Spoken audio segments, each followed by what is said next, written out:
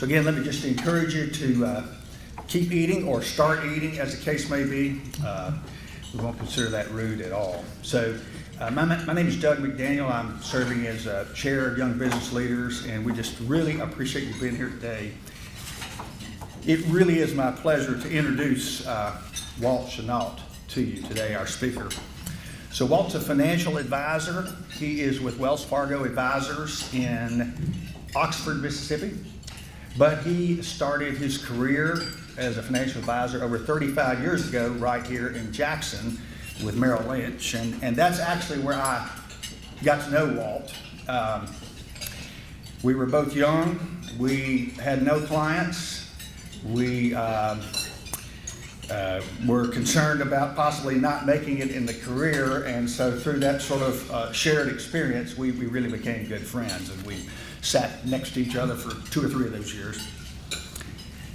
So we've all had setbacks in life,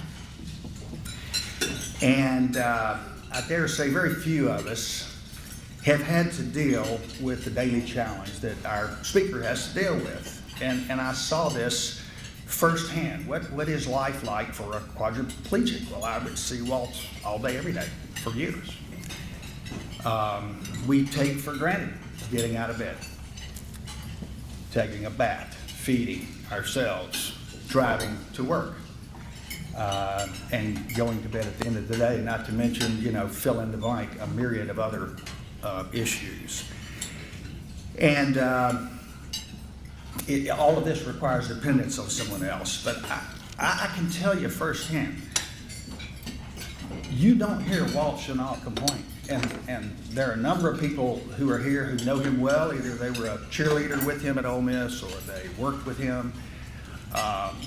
He has an infectious, upbeat attitude and sense of humor.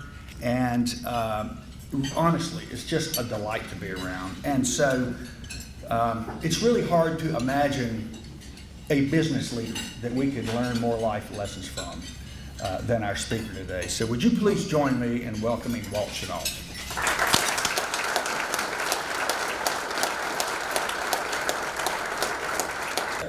Good deal. If you read any of the little bio that Doug put together, you knew I was born in Memphis. I was raised in a small town called Tunica, BC. Any idea? Anybody in here know what the BC stands for? About 4 casinos. And the reason I say that is because 2 things. Tunica was known at that time, before the casinos, they were the poorest county in the nation, as well as they had more millionaires per square acre than any other town in the United States. A little well-known secret. So either you were rich or you were poor. And I was in the second category. I was poor. My grandparents raised me. My grandparents raised my mother and my aunt for 20 years. They got out of the house.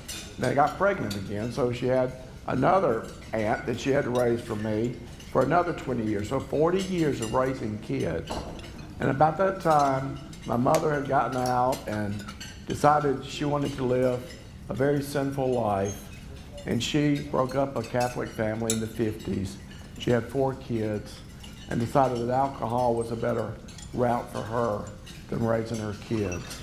And I remember it like yesterday. There'd be so many fights in our house, our household. My mother would pick up a knife, chase around my daddy. He'd put it down, she'd put it down, my daddy would pick it up, chase around my mother. Before you notice, it's a scene out of Cops. The cops would show up, take my daddy away. I'd cry, and it just went on for years and years and years. And that was embedded in my young childhood until my daddy called my mother, my grandmother on my mother's side and said, if you want these kids, come get them.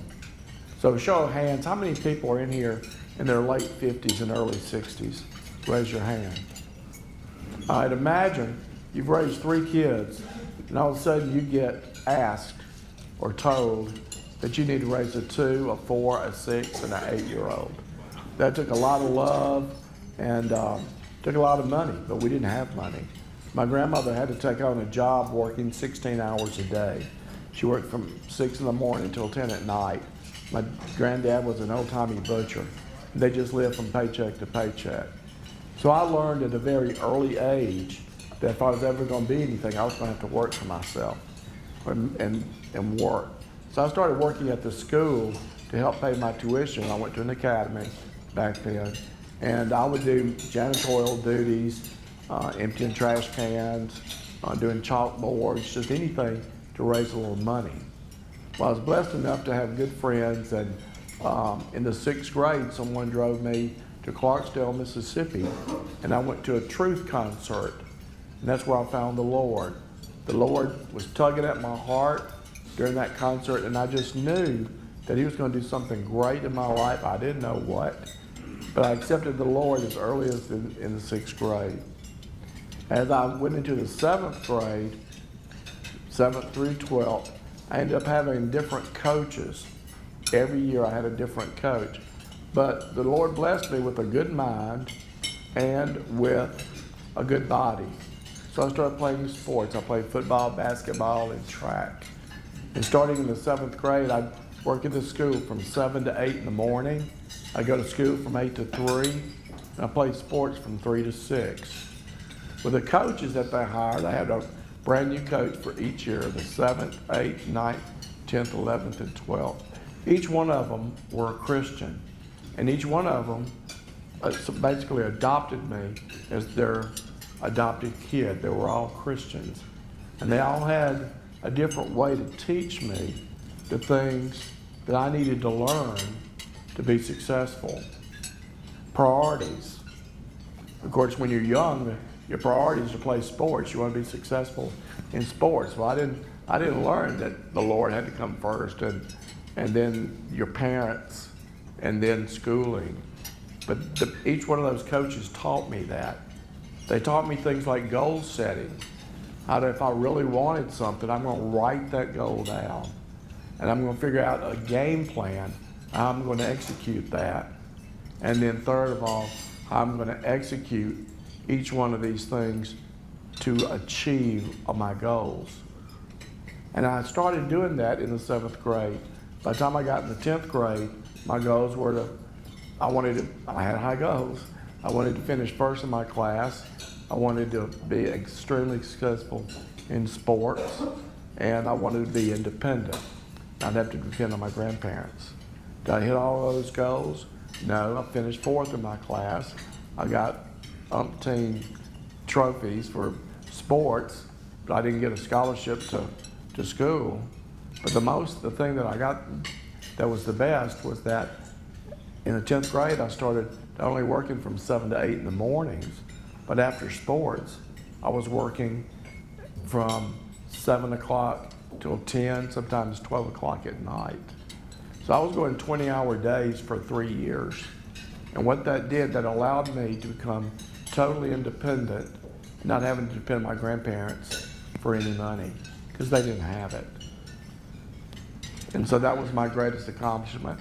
I didn't even know what college was, and that was never in the picture until I heard the financial aid form. And then I got excited. I filled it out and sent it to 3 places. Sent it to Ole Miss, I sent it to State. I thought, what the heck, I'm gonna shoot for the stars. I sent it to the University of Hawaii. I never heard out of 2 of them, and I got accepted to Ole Miss. And back then, they gave me basically a full ride. It didn't even include loans because there were many Pell Grants. So I went to Ole Miss, enrolled, and work-study was one of my jobs. I knew I had to work in another job, so I was doing the same thing that I was doing in high school. I was going to all my classes. I joined a fraternity. But after 6 years of sports, you need something to fill that void. And so I had some gymnastically inclined areas because I used to do flips and stuff off diving boards. I used to be a lifeguard and a manager of board. I could do all these flips and stuff. So I tried out to be a cheerleader. Back then, it was an evolving sport. I thought, well, that's a great way to meet girls and go back into sports. So I tried out, became a junior varsity, and to get better, because it's so political at Ole Miss, to go into my sophomore year, I started working on this thing called a mini tramp. You'd run, you'd jump on it, do backflips, run, jump on it, land on top of a pyramid, or you fly, what they call fly over it. And you do a flip, land on your feet.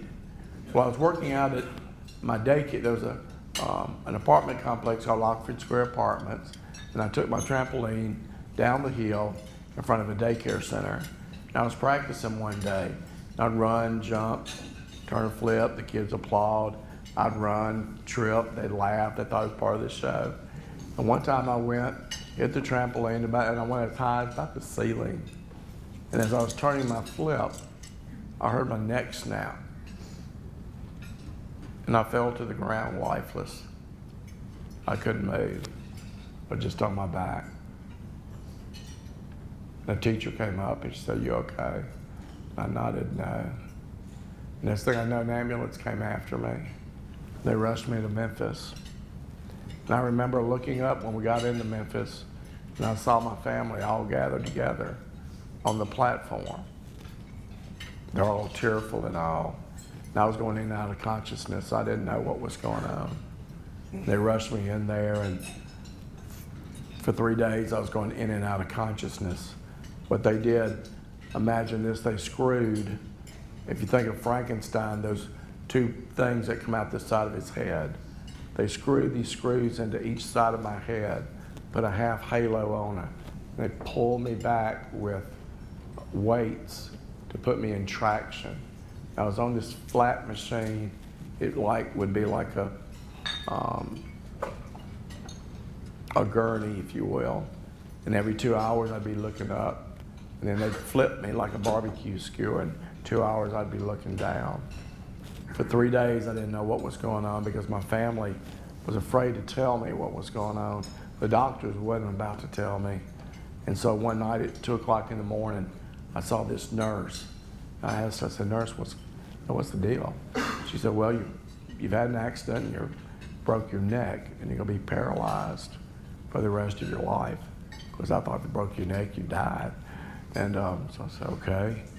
And after she gave me that news, I did what anybody would do. I cried. Cried like a little baby for 10, 15 minutes. And then I started praying for what the Lord would have me to do. And I said, "Lord, I don't understand any of it. But I tell you what, I'll accept it. And I know you're going to use me in somehow. I don't know how. But if you'll just give me a reason down the road, then we'll be good with this." And after I prayed that prayer, a calm came over my body. And I knew everything was going to be fine. So the people that kept coming in to visit me at that point, they would leave laughing. They come in crying, leave laughing. Because I was decided that the accident wasn't going to change me. Now, little did I know during those first 3 days, that they pulled my family in. The doctors did. And they told my family, "You need to pray that this kid dies because he'll never have any quality of life whatsoever." But needless to say, they didn't tell me that. And I'm glad they didn't. It wouldn't make any difference. But anyway, so I started setting my goals of what I wanted to do. And it was real simple, and to me, I just started setting my goals that they were so worried because I was so happy. I thought, what's wrong with this guy? His whole life is changing, he's happy. So guess what they did? They sent me to a psychiatrist. I said, okay, we're going to play that game. So the psychiatrist said, well, why are you so happy? And, you got these goals, what do you want to do? I said, well, I want to get well enough to go back to school.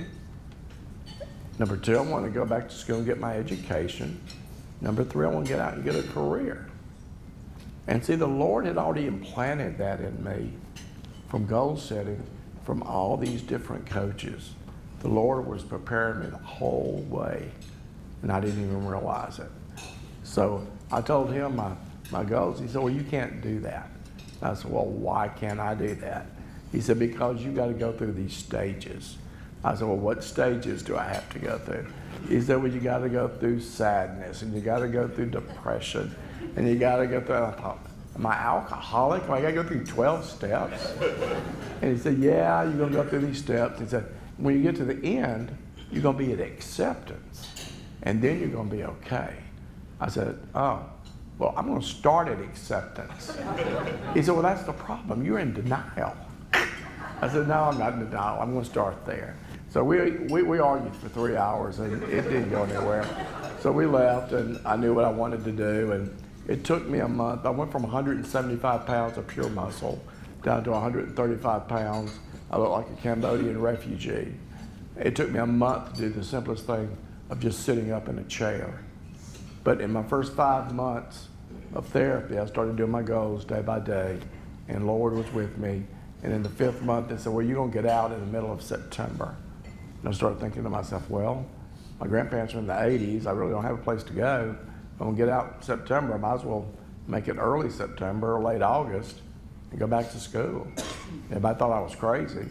And they got me a phone. I started calling the University of Mississippi and started working on getting them. That's way before the ADA. They didn't know what to do. So I just started telling them what I needed. And the university was so great and, helping me do everything I needed to do to get back. And so with that said and done, and they started doing all the curb cuts and helping me get my dorm ready. 6 months to the date of my accident, I enrolled back in the University of Mississippi. Let's give God a clap for that.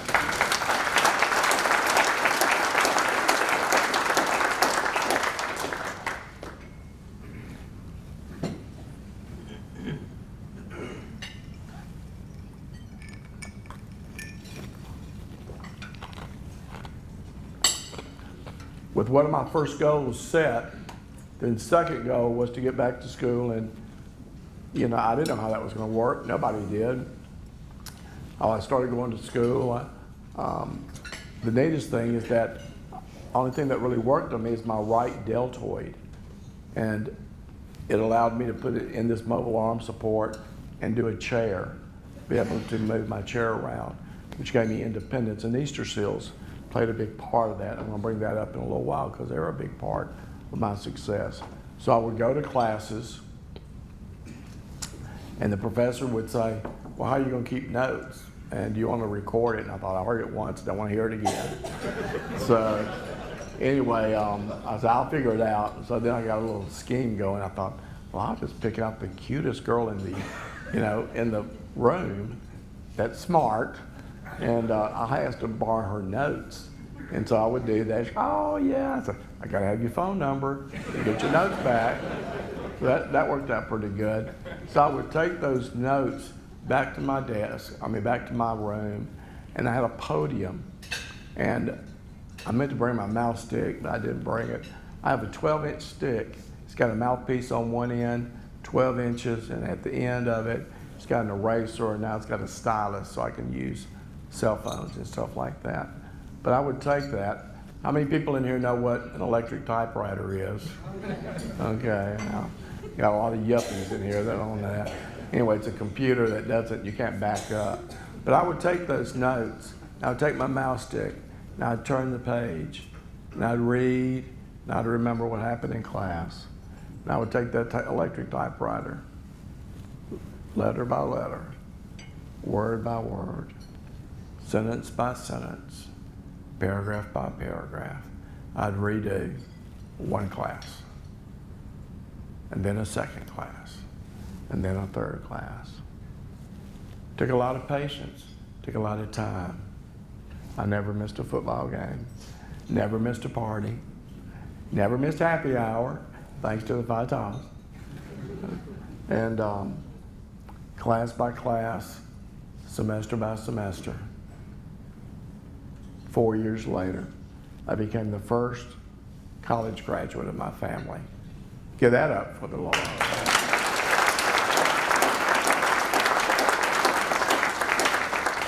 With 2 out of 3 of my goals already accomplished, the third one was going to be even harder, getting out and getting into the working world. It's sort of like who you know, not what you know, and I knew nobody. So I had 2 months rent and a good friend that we moved to Jackson, Mississippi. I started knocking on doors, and I had no idea what discrimination was. I found out real quickly. A lot of people said, you can't use your arms, you can't use your legs. What do you think you're going to do? Call us, we'll call you type thing. And then I was just naive, and I just rolled into a little small firm.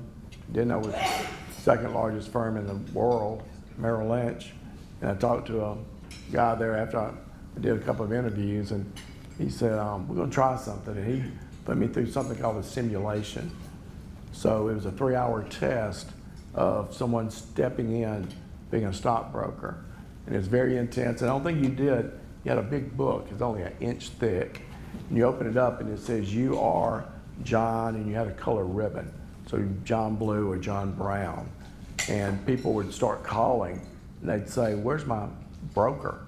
And I said, well, he's not here right now, but I'm here. My name's John Brown. What can I do to help you? And you got to be reading and doing everything. And they want to, well, how's my stocks doing? Well, I have no idea what a stock is. So I had someone turn pages, so it said stocks. I said, okay, so we turned to stocks. And I said, I found your portfolio. He said, yeah, I have IBM. I said, IBM, what's IBM? GE. I said, oh yeah, I found you. You got 100 shares. He said, well, what's it doing? I don't know what it's doing. It's sitting on the paper, right? So anyway, and people come by throwing stock quotes at you all the time. It's changing. And anyway, it was very intense. It went on for 3 hours, and I had no idea what was going on. So at the end of it, the proctor said, and you got points for all these different things you did. The proctor said, well, how do you think, how many people in here have their license or have experience? Well, everybody raised their hand but me. Of course, I couldn't raise it anyway, but anyway, I couldn't raise my hand, but I had no experience, and I thought, well, this is going to blow me out the water. So I waited for about a week and a half. I never heard from anybody, and finally the manager-to-be called me, and he said, you want to talk about it? I said, well, sure. So I went in there, and we talked, and he said, well, how do you think you did? I said, well, I loved what I was doing, but I didn't know what I was doing. He said, well, how do you think you did overall out of 13 people? I said, 10th, 11th. He said, oh, no, you finished first. I said, really? I said, okay. He said, I want to tell you something. He said, the Lord might have given you a blow, and you can't use your arms and your legs, but I can tell one thing. You've got a great faith in what the Lord's doing for you. And he left you with a great mind and a great art of communication.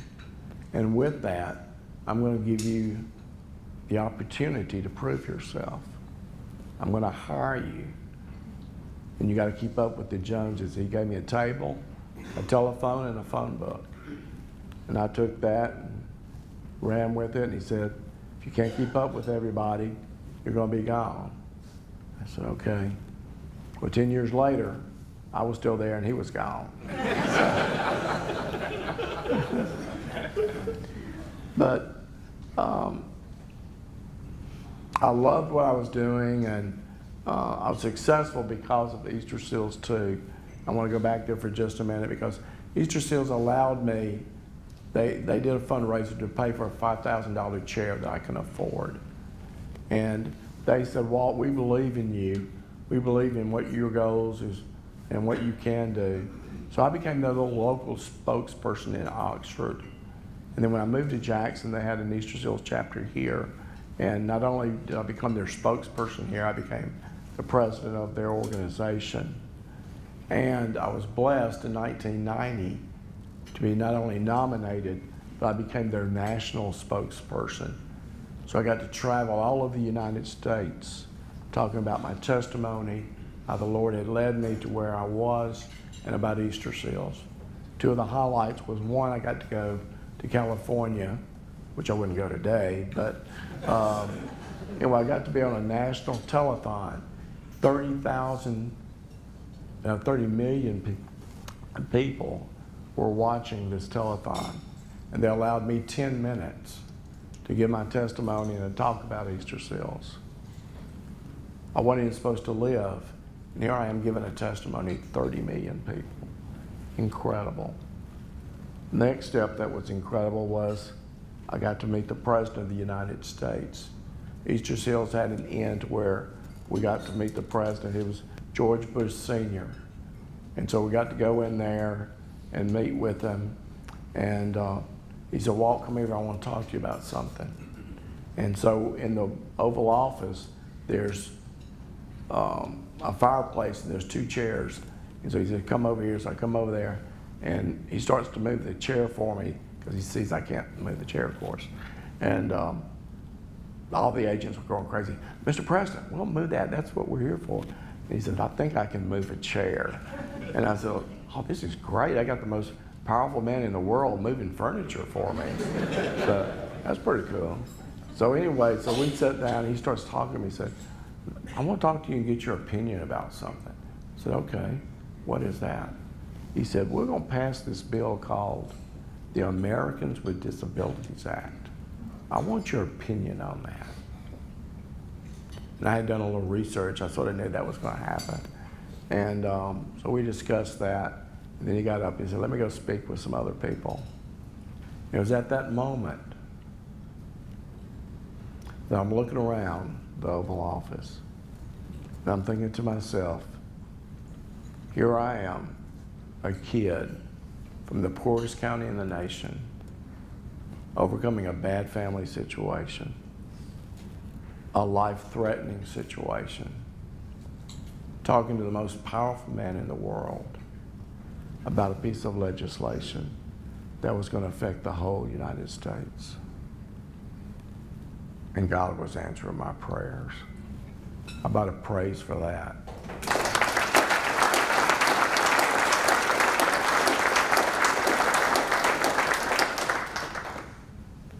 He's used me in so many ways since then. And let me check the time out where we are. We're doing good. And he enthralled me in my job. I just love what I do because it's so relationship oriented. And I love dealing with my clients because they become my friends, they become part of your family. You end up in weddings, you end up in funerals.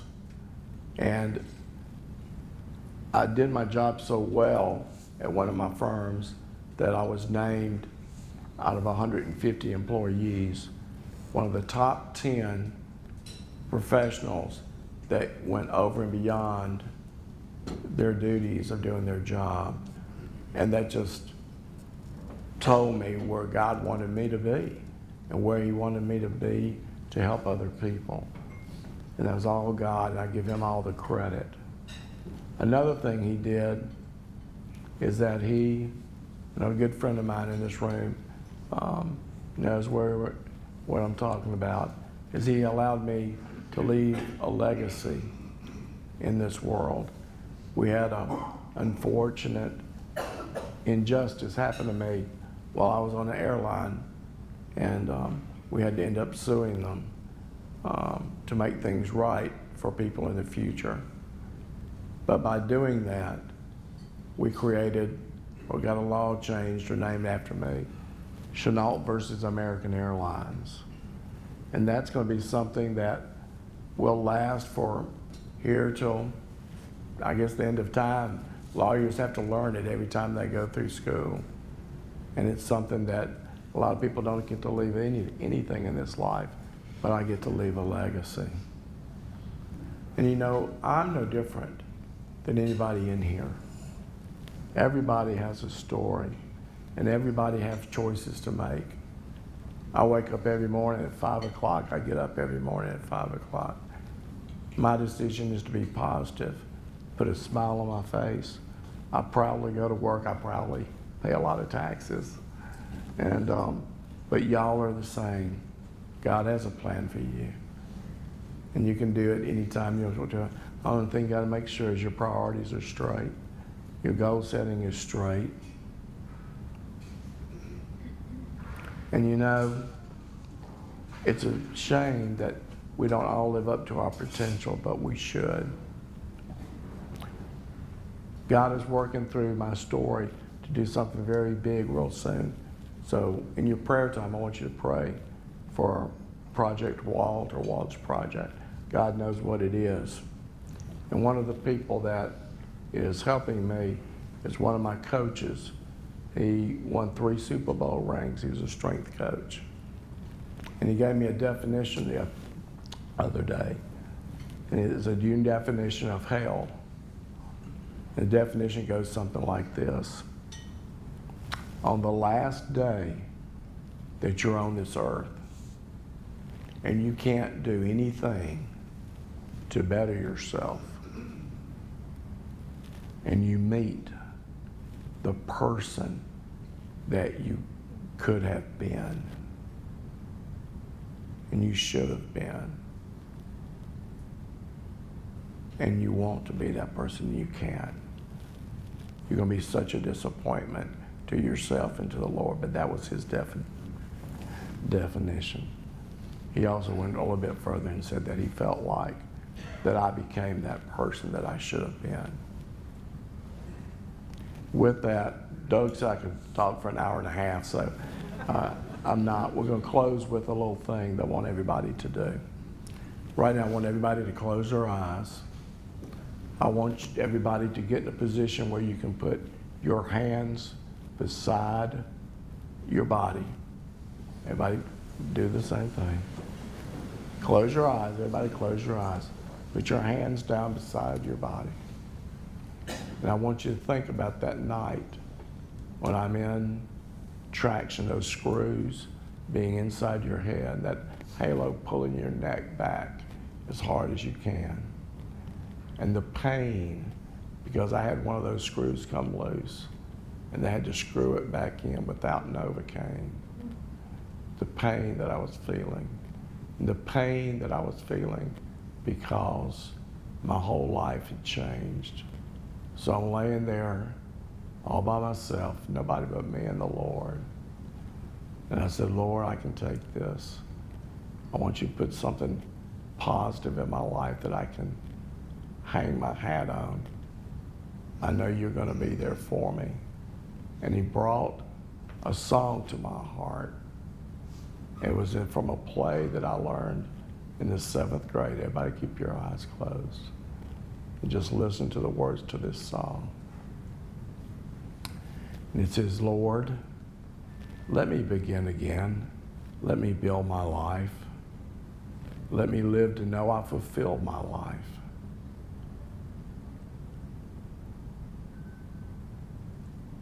I'll begin today and throw away the past, and the future I build will be something that will last.